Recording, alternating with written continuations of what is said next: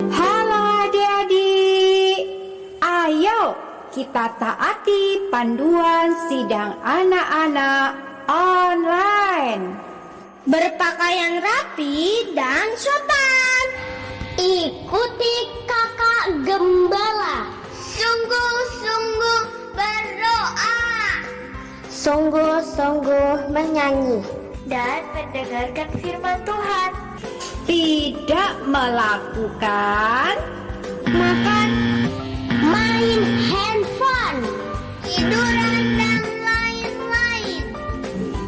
Tuhan Yesus memberkati. Amin.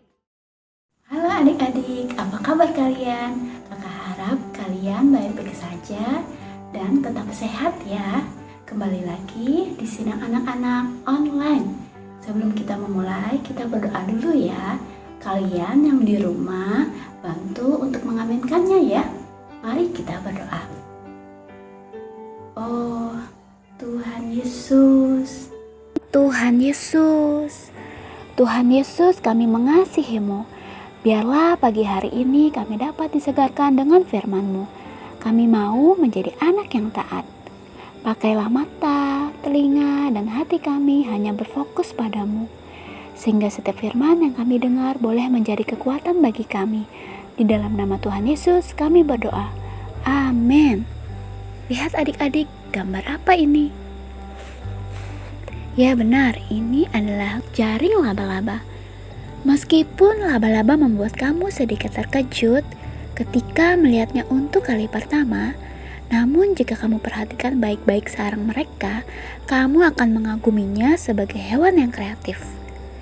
Pada bagian bawah tubuhnya, mereka memiliki organ yang disebut spineret, yang dipakai untuk membuat benang-benang halus. Pada awalnya, benang-benang halus itu berbentuk cair dan dibuat dalam kelenjar-kelenjar di dalam tubuh laba-laba. Kemudian cairan ini dipaksa keluar melalui banyak lubang kecil pada spineret. Dan segera setelah bersentuhan dengan udara, cairan itu menjadi lengket. Biasanya laba-laba menggunakan benang-benang halus itu untuk membuat sarang mereka, membungkus mangsanya hingga membentuk kepompong, membuat jebakan bagi musuhnya, atau bahkan untuk membesarkan keturunan mereka. Jika nanti kamu membersihkan sarang laba-laba, ingatlah semua jeripaya yang dilakukan laba-laba kecil itu untuk membuatnya. Nah adik-adik, laba-laba itu memang kreatif dan pandai. Ia menyangka dengan jaringnya, ia sudah aman dan jaringnya itu bisa melindungi dirinya. Jaringnya itu adalah segala-galanya bagi laba-laba. Tetapi ingat adik-adik, jika suatu hari ada sapu besar membersihkan sudut-sudut atap rumah kalian, maka mereka benar-benar tidak berdaya. Jaring-jaring mereka tidak lagi bisa melindungi mereka. Itulah nasib orang yang meninggalkan Tuhan dan melupakan Tuhan.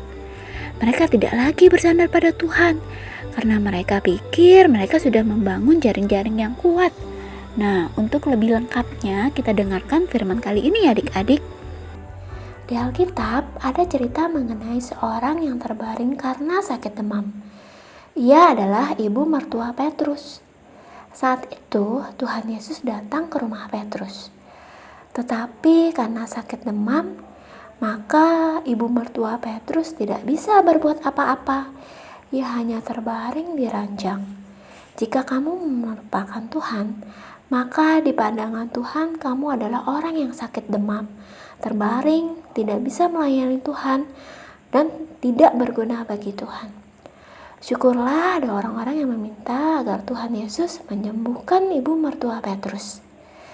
Begitu Tuhan Yesus menghardik demam itu, ibu mertua Petrus langsung sembuh dan bisa segera melayani Tuhan. Di dalam perjanjian lama, Tuhan pun menunjukkan dengan jelas bagaimana suatu umat menjadi begitu tidak berguna baginya, karena mereka meninggalkan Tuhan dan melupakan Tuhan.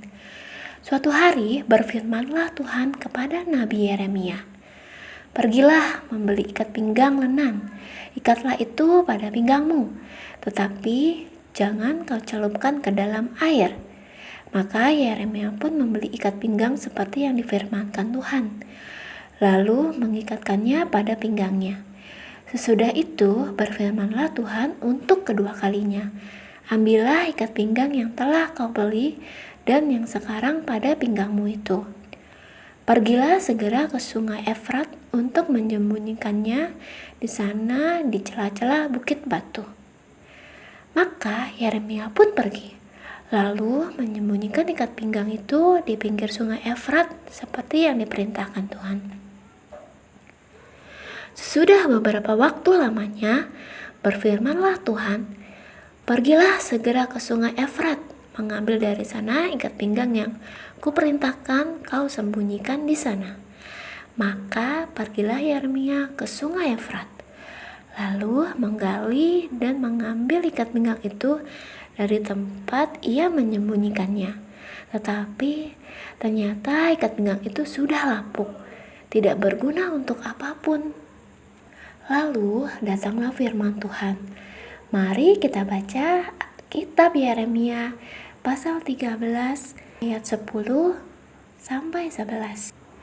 Bangsa yang jahat ini yang enggan mendengarkan perkataan-perkataanku, yang mengikuti kedegilan hatinya dan mengikuti Allah lain untuk beribadah dan sujud menyembah kepada mereka, akan menjadi seperti ikat pinggang ini yang tidak berguna untuk apapun.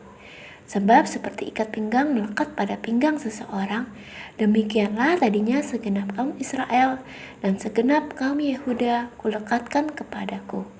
Demikianlah firman Tuhan, supaya mereka itu menjadi umat, menjadi ternama, terpuji, dan terhormat bagiku. Tetapi mereka itu tidak mau mendengar.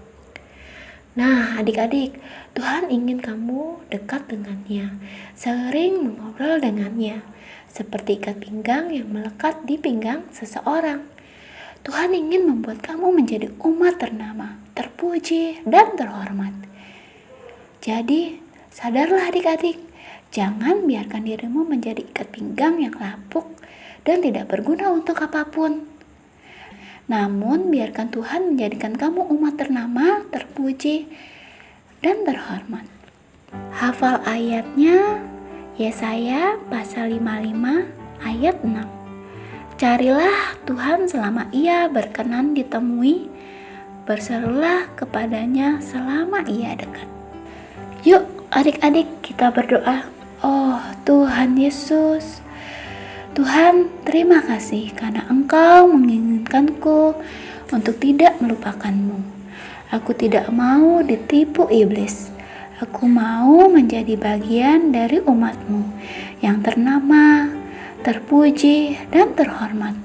Aku mau selalu dekat dengan-Mu, bersandar padamu. Terima kasih Tuhan. Di dalam nama-Mu kami berdoa. Amin. Sampai jumpa adik-adik, Tuhan Yesus memberkati.